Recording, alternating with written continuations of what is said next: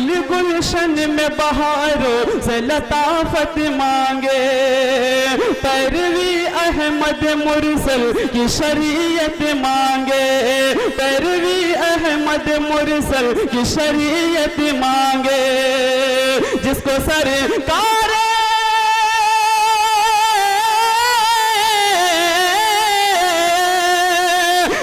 سرکار دو عالم سے محبت ہی نہیں، جس کو سرکار دو عالم سے محبت ہی نہیں، اس کو کیا حق ہے کہ اللہ سے جنت مانگے، اس کو کیا حق ہے کہ اللہ سے جنت مانگے۔ مولانا مطیع الرحمان نوف صاحب دامت برکاتہم علی العالیہ، استاذ محترم دارالعلوم ندوۃ العلماء سے کہ تشریف لائیں اور اپنے بیان سے ہم سب کو مستفیض فرمائیں۔ الحمدللہ نحمدہ ونستعینہ ونستغفرہ ونؤمن بہ ونتوکل علیہ ونعوذ باللہ من شرور انفسنا ومن سیئات اعمالنا، من يهده الله فلا مضل له ومن يضلله فلا هادي له، ونشهد ان لا اله الا الله وحده لا شريك له، ونشهد ان محمدا عبده ورسوله، اما بعد، قال اللہ تبارک و تعالی اس علاقے کے، اس دیار کے بزرگان دین، نوجوانان اسلام، ہمارے عزیز بچوں اور خواتین اسلام، آج یہ جو پروگرام آپ کے سامنے ہوا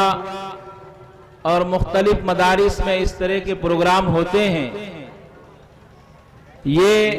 ان مدارس کی کارکردگی ہوتی ہے، ان کی کارگزاری ہوتی ہے کہ ان مدارس میں ان بچوں نے کیا تربیت پائی، کیا تعلیم حاصل کی، اور چونکہ یہ مدارس عوام کی امداد اور ان کے تعاون سے چلائے جاتے ہیں، اس لیے اس کی کارکردگی کو عوام کے سامنے لایا جاتا ہے۔ ہندوستان کے اندر جہاں ہم اپنے برادران وطن کے ساتھ رہتے ہیں، ان کی مختلف رسموں، ان کے رواج، ان کی عبادات، ان کے معاملات اور ان کے اٹھنے اور بیٹھنے سے متاثر ہوتے ہیں، اور ہماری زندگی پر، ہمارے عقائد پر، ہمارے نظام حیات پر اس کا اثر پڑتا ہے۔ اس کو صحیح رخ دینے کے لیے اور منزل تک پہنچانے کے لیے اس ملک کے اندر ان مدارس کا قیام عمل میں آیا۔ آج اس ملک کے اندر دین کی جو بہار نظر آ رہی ہے اور جو دینی بیداری نظر آ رہی ہے، وہ انہی مدارس کی مرہون منت ہے۔ اس لیے سب سے پہلی چیز اور سب سے پہلی وحی جو تعلیم کے سلسلے میں حضرت محمد مصطفیٰ صلی اللہ علیہ وسلم پر نازل ہوئی، وہ تعلیم ہی کے سلسلے میں تھی، اور وہ تعلیم کہاں سے حاصل ہوگی؟ وہ تعلیم گاہوں سے حاصل ہوگی۔ ہندوستان کے اندر مدارس کا، دانشگاہوں کا، تعلیم گاہوں کا ایک جال بچھا ہوا ہے، اور ہمارے علماء کرام نے بہت قربانیاں دے کر مدارس کو قائم کیا، اور یہ مدارس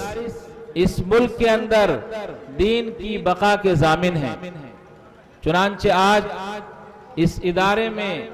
جو تعلیم دی گئی، جو تربیت کی گئی، اس کو پیش کیا گیا، اور یہ چھوٹے چھوٹے نمونے جو کسی نے تقریر پیش کی، کسی نے نعت پیش کی، یہ نمونے یہ بتاتے ہیں کہ ان بچوں کے اوپر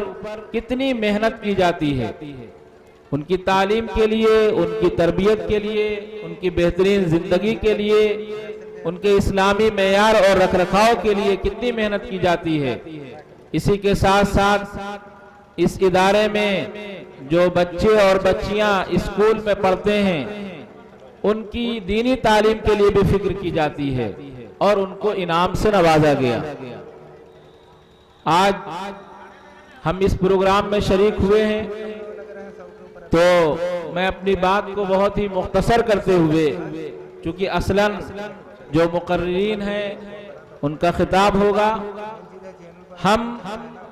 یہ عہد کریں کہ ہمارے خاندان میں، ہمارے گھر میں کوئی بھی بچہ ایسا باقی نہ بچے جو تعلیم سے عاری ہو، اور تعلیم کے سلسلے میں اللہ تعالیٰ نے کوئی تقسیم نہیں کی ہے۔ تعلیم کے سلسلے میں اللہ تعالیٰ کے ہاں کسی طرح کی تقسیم نہیں ہے کہ ہم کسی تعلیم کو دنیاوی تعلیم کہیں اور کسی تعلیم کو دینی تعلیم کہیں۔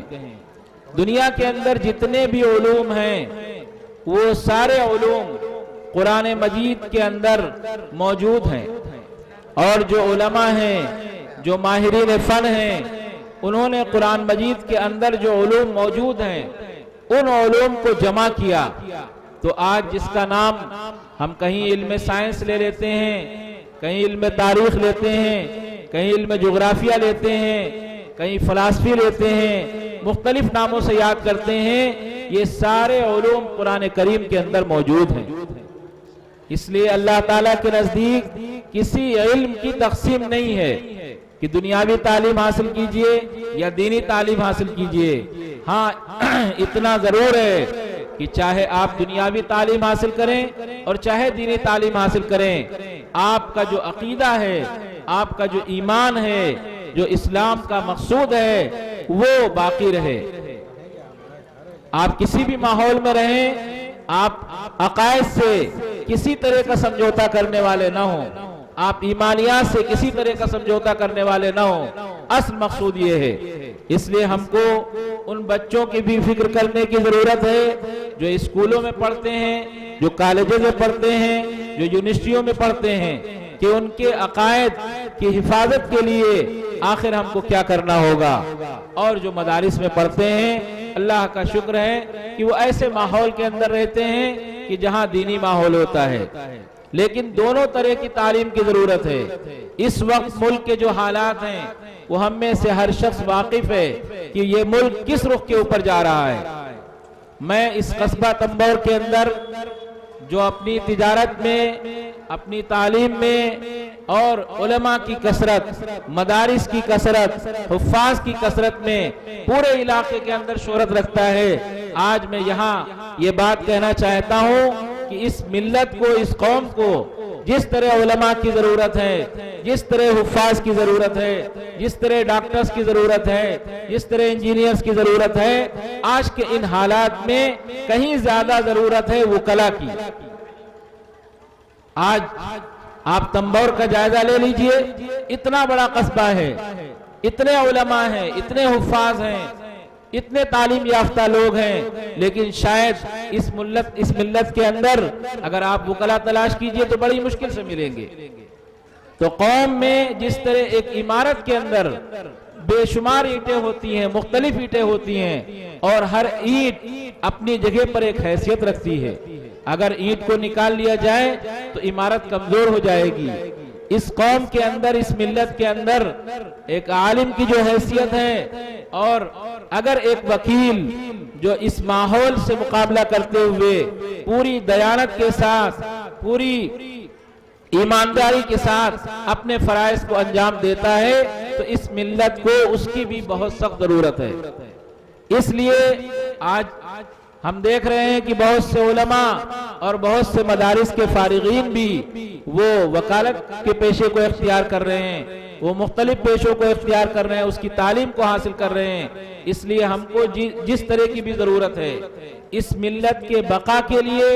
اس ملت کی ترقی کے لیے، اس ملت کے کمال کے لیے اور اس ملت کے عروج کے لیے صرف ایک چیز پر اکتفا نہیں کرنا ہے۔ جیسی جیسی ضرورتیں ہیں تعلیم کے میدان میں، ان ضرورتوں کے بارے میں ہم کو سر جوڑ کر بیٹھ کر سوچنا ہوگا،